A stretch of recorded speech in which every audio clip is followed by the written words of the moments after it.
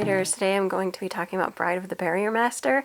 I meant to talk about this so long ago that I hope I remember. And things just got in the way, and so I couldn't talk about it. But this is by Kureha, who I'm pretty sure is also the author here of White Cat's Revenge. So back to this. Bride of the Barrier Master was one of my TBR picks. Now I don't even remember. Was it for December? I can't remember. But the essential synopsis is, for thousands of years, Japan has been protected by 5 clans wielding barrier-weaving magic. Born to a branch family of one such clan, 18-year-old Hana has always been stuck in the shadow of her more capable, beautiful, and popular twin sister. When a strong power awakens within Hana, she chooses to hide it so that she can continue living a quiet life out of the spotlight. But that ideal lifestyle begins to slip out of reach when Saku Ichinomiya takes over as the new head of the Ichinomiya clan and sets out to find a bride strong enough to stand by his side. Eager to keep her abilities secret, Hana steers clear of Saku. But will she be tempted to sign a marriage contract if it guarantees the peaceful, quiet future of her dreams? This was a very fun, quick-paced romance fantasy where it starts off kind of rough for Hana. She and her sister have to undergo a test, kind of similar, I guess, to, what's the name of that one? I think it's formerly the Fallen Daughter of the Duke, where like they undergo a test to determine their power level, and Hana, of course, is determined to have a low power level, while his sister is determined to have a high power level. And that's because they have to create a shikigami, and Hana's shikigami is a butterfly, whereas her sister's shikigami is I think it's a small child, if I remember correctly. It's person. It is a humanoid shikigami, and apparently if you can create a humanoid shikigami, you have superior power. So then, instead of being decent people, her family kind of treats her, or mistreats her, up to including the point where they don't even house her in like the regular house. She's kind of sent off to live in like the side house, which is so bizarre to me. I mean, even if she's not like the most powerful, it's just kind of ridiculous. And what's interesting is this is before I think they even awaken to their full powers, because they do the test, I think, kind of younger, if I'm remembering this correctly, because again, this has been a while. But then on like their 15th or 16th birthday, they are like being celebrated, and I think it's like their official like debut as they're aging into adulthood, right? Like they'll be ready to get engaged or whatever. And Hana ends up feeling like this power awakening within her at this party. But due to how her family has been treating her, she doesn't even admit what's going on. And part of that goes into the fact that she saw what happened when they determined that she didn't have enough power, and the treatment she immediately received. She realized that if she were to reveal to them that she felt anything different, that she would get special treatment just because of that. And she wants to be valued as a human and not as that. And it ends up with like this strange dichotomy, because then she, like going to school and all of this stuff, she won't reveal her strength or abilities, kind of even including educational wise. Like she just does the basics to like pass. She doesn't even do anything to be exemplary for classes. Like she's in like, I think the lowest rank class. But as it turns out, that power that she felt awakening within her is immense.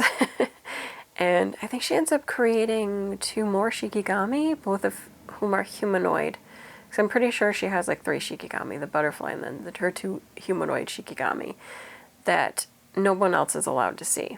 Because again, if she reveals that she has these 2 humanoid and more like adult presenting shikigami, she's going to be treated differently just because she can do that.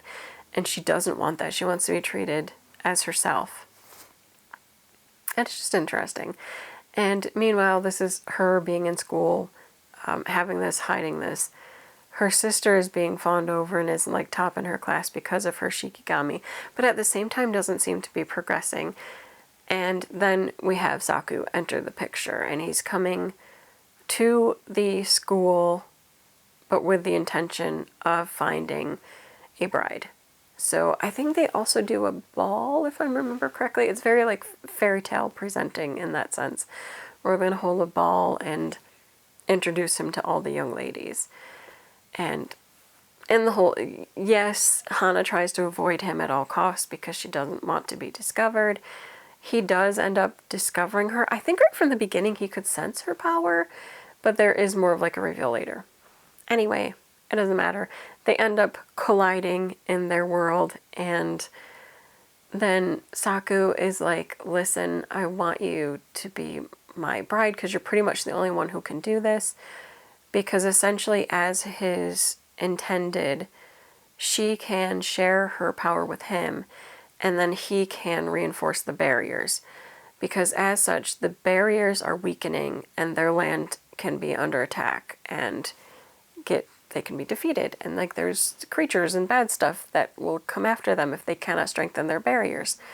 So he's like, if you become my intended, we'll restore the barriers. We can dissolve the engagement or marriage after that, but we need to be able to heal the barriers and save the land first. And at that same time, I will tell you that I will provide all of these things for you. So it's like, yes, you can live a life of luxury.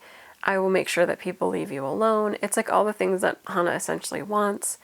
I think at the same time, there's also a bit of what she wants as well, which is, yes, he's kind of using her for her power, but he also seems to like her. I don't know. For me, I thought it was really cute. I look forward to reading the second volume, which I do have and I want to read. But I just really enjoyed their chemistry and their interactions.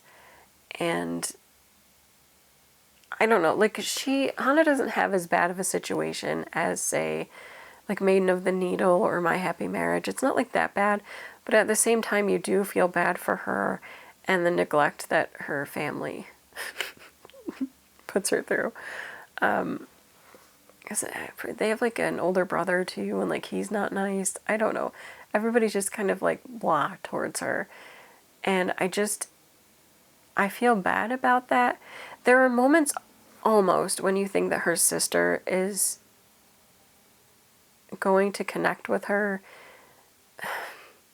but then they don't really. It's like at the same time, her sister, I don't know. I feel like that situation's gonna be interesting. I don't want to get too much into that because like I don't want to misremember anything. But you do almost feel like they might be able to connect, because I think maybe the sister also feels like under a lot of pressure to be like this perfect person. And so then even when Saku chooses Hana, she feels like mad because that's her role, that's her job. And it's not like she doesn't want to really be with him or chosen, but at the same time, she feels like she has to in order to appease their parents. And I don't know, it's interesting, and I will look forward to seeing if they connect and if the family connects and does more healing. I definitely want the relationship between Saku and Hana to work out because I just think they're cute. Like they have kind of sparky chemistry right now.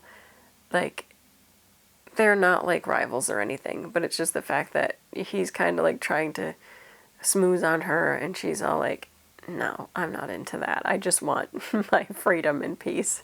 It's just cute. Because at the same time, inside, I think she's also thinking like, he's kind of cute. It's great. It's great chemistry. I think most people would enjoy it if you like little romantic stories. It's cute. I'm glad I finally got to talk about it. I do recommend this to people who like fantasy and you like a little romance and you like a lot of chemistry between your characters. It's fun. Again, it's very fast-paced. There are some light battling in here, especially when they're trying to restore the barriers. There's also some great friendships in here that I didn't mention, but Hana does have like a little friend. So she's not like completely alone. It's cute. And I like her Shikigami too, which I didn't really get to talk about, but yeah, I'm just going to say I recommend it. I think that people should give it a try. If you're into light novels, pick up this one. That's it for this video. Until next time, bye.